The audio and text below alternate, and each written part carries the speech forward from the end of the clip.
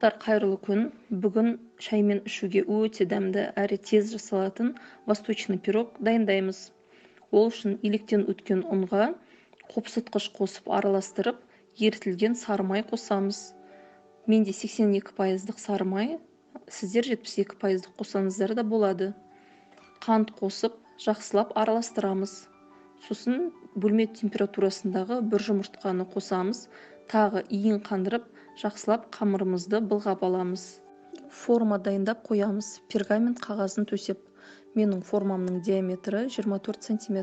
Қамырымыз видеодағыдай жұп-жұмсақ болу керек. Формаға салып, қолымызбен біркелкі етіп жаямыз, немесе мен сияқты кружка пайдалансаңыздар да болады. Вилкамен тесеміз, салмасын саламыз. Салмасын мен ертерек дайындап қойдым.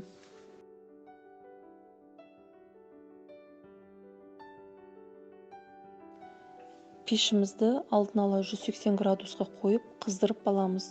Қызып тұрған пешке 15 минутқа салып, одан алып шығып, сгущенкамызды үстіне құямыз.